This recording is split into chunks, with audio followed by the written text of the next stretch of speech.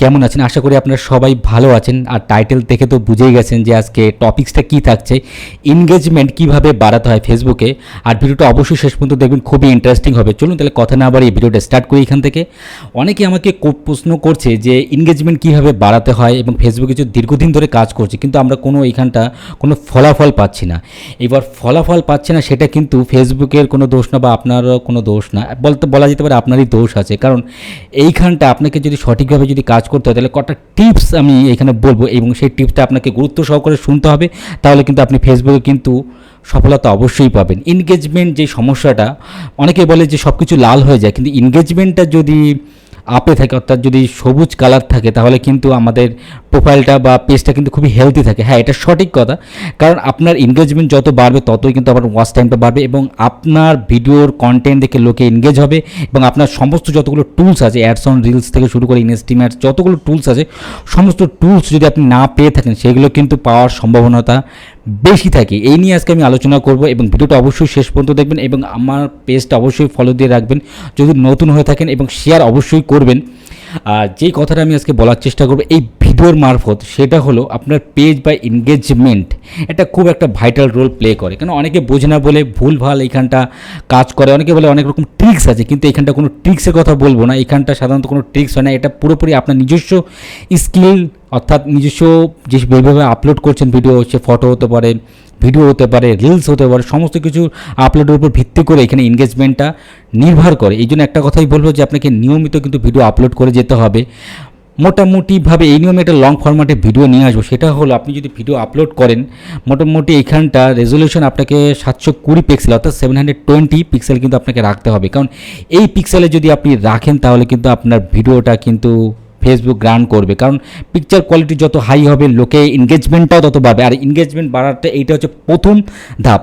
আর দ্বিতীয় ধাপ হচ্ছে আপনি যখন ভিডিওগুলো যখন আপলোড করছে সোশ্যাল মিডিয়া প্ল্যাটফর্মে, এবার একটা নির্দিষ্ট টাইম মেনটেন করে, সেটা বিশেষ করে সকাল হতে পারে, বিকাল হতে পারে, যেখানটা অ্যানালাইটিক্সে আপনি দেখবেন যে আপনার এনগেজমেন্টটা কখন বেশি থাকছে। এটা আপনি আপনার সেটিংসে অ্যানালাইটিক্সে গিয়ে বুঝতে পারবেন। এবার সেই অ্যানালাইটিক্সে চেক করবেন যে আপনার অডিয়েন্সরা কখন বেশি পরিমাণে অ্যাক্টিভ থাকছে, সেই টাইমটাই আপনাকে বেছে নিতে হবে আপনার ফটো, ভিডিও এবং রিলস আপলোড করার ক্ষেত্রে। অনেকে দেখছি যে ফ্রেন্ড লিস্ট ফ্রেন্ডে গিয়ে দেখে যে অনলাইনে কতজন আছে। অনেকে বলে যে ফ্রেন্ড যদি বেশি অনলাইনে থাকে, তাহলে তখন ভিডিও বা ফটো আপলোড করে সুবিধা বেশি, কারণ তখন ভাইরাল হওয়ার চান্স থাকে বা লোকে বেশি দেখে। হ্যাঁ, এটা একটা সত্যি কথা, কিন্তু সেটা আপনার অ্যানালাইটিক্স থেকে দেখতে হবে। আর তৃতীয় কথা হচ্ছে, যারা এনগেজমেন্ট বাড়াতে চাইছেন, দীর্ঘদিন ধরে কাজ করছেন, আমার কাছে অনেক মেসেজ আসে, সেই মেসেজ আমি পড়ি, সবাইকে রিপ্লাই দেওয়ার চেষ্টা করি যতটা সম্ভব আমার তরফ থেকে। সেটা হলো দীর্ঘদিন ধরে কাজ করছে, কিন্তু টাইম মেনটেন করে কাজ করেও কিন্তু এনগেজমেন্ট বাড়াতে পারছে না, বা ফলোয়ার্স বাড়াতে পারছে না। দেখুন, ফলোয়ার্স তো বেড়ে যাবে, কিন্তু আপনি যদি কন্টেন্ট যদি সেই লেভেলে যদি আপলোড না করেন, তাহলে কিন্তু আপনার ফলোয়ার্স বেড়ে গেলেও আপনার এনগেজমেন্ট থাকবে না। অর্থাৎ আপনার পেজ বা প্রোফাইলে যেখানে আপনি কাজ করুন না কেন, সেখানে কিন্তু এনগেজমেন্ট থাকবে না। অর্থাৎ লোকে অ্যাটেনশন দেবেন না যে আপনি কী পরিমাণ কীরকম ভিডিও আপলোড করছেন।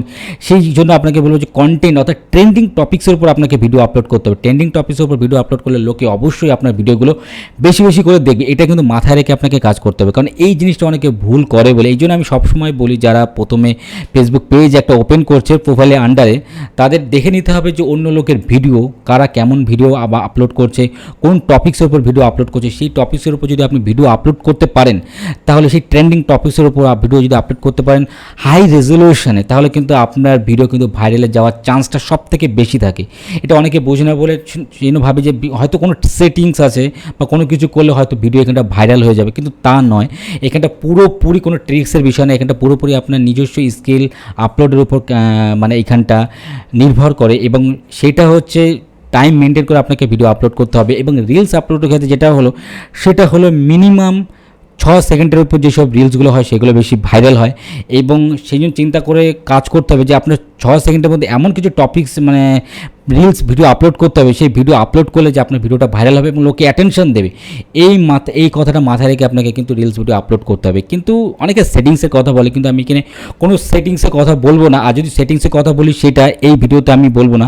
এই জন্য আমাকে এই পেজটা ফলো দিয়ে রাখতে হবে, যাতে পরবর্তী নোটিফিকেশন যখন আসবে, আমি কোনো ভিডিও আপলোড করবো, তখন যাতে আপনার কাছে সবার আগে পৌঁছায়। সেই জন্য আপনাকে এই পেজটা আমার ফলো দিয়ে রাখতে হবে। আজকে আমি শুধু বলবো এনগেজমেন্টের বিষয়টা। আর তৃতীয় পার্ট হচ্ছে এনগেজমেন্ট বাড়াতে গেলে আপনাকে অ্যাটলিস্ট কিন্তু প্রতিদিন কিন্তু ফেসবুকে কিন্তু অ্যাক্টিভ থাকতে হবে। এই অ্যাক্টিভ বিষয়টা মোটামুটি আপনাকে এখানে 10 থেকে 20 মিনিট তো ফেসবুকে অ্যাক্টিভ থাকতে হবে, তাহলে কিন্তু ফেসবুক আপনাকে এই অ্যাক্টিভটা গ্রহণ করবে। এরকম কিছু কথা যদি আপনি মেনে চলতে পারেন, তাহলে আশা করি আমার তরফ থেকে আমি যে অভিজ্ঞতার কথা আজকে আপনাদের সামনে এই ছোট্ট ভিডিওর মাধ্যমে শেয়ার করলাম, তাতে আপনি কিছু না কিছু উপকৃত অবশ্যই হবেন। যাই হোক, আপনাদের ভিডিওটা কেমন লাগলো অবশ্যই কমেন্ট করে জানাবেন এবং শেয়ার করতে ভুলবেন না। নমস্কার।